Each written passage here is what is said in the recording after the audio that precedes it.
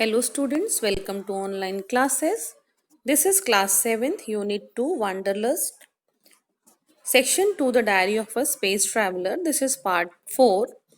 1, 2 and 3 you have already seen. This is the last part of the story. So, Bidu Shekhar swung his arm and hit the creature.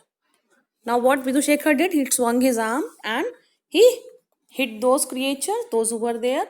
It gave a little squeak, flapped its wings and fell onto the ground. And that creature fell on the ground, afraid that he might enrage the entire Martin army. And it was visible that his anger will remove all the army of that, all the Martian army, dragged Bindu Shekhar into the rocket. Now it took Bindu Shekhar in the rocket, sorry, Bindu Shekhar in the rocket. Squeak, here hard words are squeak means a short high noise that is very not very loud. Second is enrage means to make somebody very angry. That is called enrage. So, but just as it was about to shut the door, I felt something cold and damp against my feet. Everything went black. Now, as he was about to shut the door of the spacecraft, the professor felt that something is very cold where under his feet, and everything went black. It seemed that everything is looking black. When I opened my eyes, the rocket was flying once more. When he opened the eyes, then he saw the rocket was flying.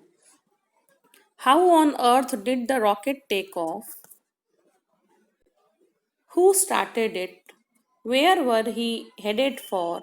We are still flying through the space. Now again the spacecraft started and they started flying. I felt exhausted both mentally and physically. Professor is explaining that he was badly tired, mentally as well as physically. So, do Prahlad and Newton, they are also in the same position. Bidu Shekhar wanted me to open the window. I removed the shutter. Now Bidu Shekhar was indicating me to open the window. So he removed the shutter from the window, and the sigh that met my eyes was perfectly dazzling. And the sight, what he saw, to Professor, it was totally dazzling. There was an endless stretch of bright bubbles. What was there? Bright bubbles were coming out in the sky. Forming and bursting, countless golden spheres were expanding, and many golden spheres were expanding, enlarging until they exploded and made a golden spray of light. And it was that time I was thinking that many golden color spray has been spread there, and it is looking like a fountain. It is as if some king is the new special word is having a display of firework at some extraordinary royal festival, and it was looking like any royal festival is there, and people are cracking the firecrackers, and it is and different type of fountains or colors are visible on the sky. Air exploded means to burst with a loud noise. Bidu Shekhar suddenly shouted Tafa and rushed to the window. I followed him and looked out. Suddenly Bidu Shekhar shouted Tafa. That was the language of a robot. There were no lights and no rocks, nothing except a bright white planet. Now what Bidu Shekhar saw? He saw a white color planet. There was no light or no rockets were there, only white color planet was there. Clear and pure like a full moon looking down at us. There was no doubt that our rocket was heading for it. If Bidu Shekhar had to be believed that planet was called Tafa, and that planet was very pure like a full moon. Its shape was like full moon, and there was no doubt our rocket was heading for it, and no doubt that our rocket was going to that side only. If Bidushekar had to believe that planet was called Tafa, and Bidushekar, he was thinking that the name of planet was Tafa. Tafa is clearly visible, and now we can see millions of blinking lights on its surface, as if they were fireflies glowing in the dark. Their light is strong enough to illuminate our cabin. It was looking many fireflies are moving here and there, and it is strong enough to illuminate our cabin. And with that light, our cabin has a sufficient light. Illuminate means to shine light on something. That is called illuminate. We reached Tafa yesterday. A large number of people had gathered to welcome me. Their heads are large, and so are their eyes, but their arms and legs are very thin, as if they have no use for their limbs. Now, Tafa, number of people were there to welcome them. How were they? Their heads are large and their eyes are also large, but their arms and legs were very thin. It seems that they don't do any work with their arms and legs. I think these creatures are far behind our human civilization. They were totally primitive. There are no building or houses in Tafa. What was there? There was no building, no houses were there on that planet, nor are there trees and plants. Trees and plants were also not there, people were also not there.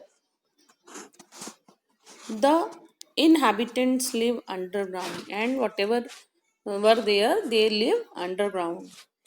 They just disappear into holes, but they have given us a proper house to live in. They used to live in holes, but they gave us proper house to live. I have decided to stop writing my diary after today, as I don't see any chance of anything happening here that might be worth recording. That day I thought, now I should stop writing my diary after today, as I don't see any chance. He thought that he will not get any chance to write anything that will be new for him. My only regret is that there is no way of sending my diary back on earth. It is packed with such a lot of valuable information. Only one thing he was worried about was that how he will send his diary back to the earth. It is packed with such a lot of valuable information. Means whatever he saw on the planets while traveling, so everything was written in the diary. The fools who live there will neither understand it nor let me go back. I know wherever I am now, I don't think that I will go safely back to my place. So, my diary is very precious for me. After I had found Professor Shonku's diary, I made a copy of the entire diary and dropped it off at the press for printing. Now, what the person did who got the diary, he did the photocopy of Professor Shonku's diary, and after that he gave that diary for printing in the press. But when I returned home and went to my bedroom to get the original diary from the bookshelf, I saw that nearly 100 hungry black ants had eaten the entire diary. See the miracle. But when the person went to take the diary, original diary from the bookshelf, he saw that hundred of black ants. It seems that they were very hungry.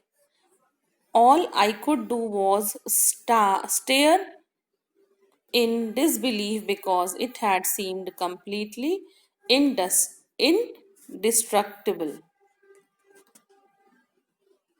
The writer wrote at the end that diary was fully covered with the ants. It seems that ants were very hungry and they want to eat that. So all I could do was stare. Stare means to look at something continuously.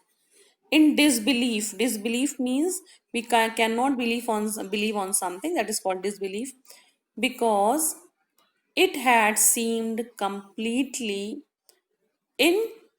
indestructible, because he was thinking that nobody can destroy the diary, how can the ants? So this was the belief that the diary cannot be destroyed. So this is the story of the diary of the space traveler. Means all the informations were gathered by Professor Shonku, and he wrote all the information in the diary. So the chapter of this lesson was the diary of a space traveler. So this was the whole story. I think you must have understood the story. Now complete the exercises in the book and question answers too. Stay at home, stay safe.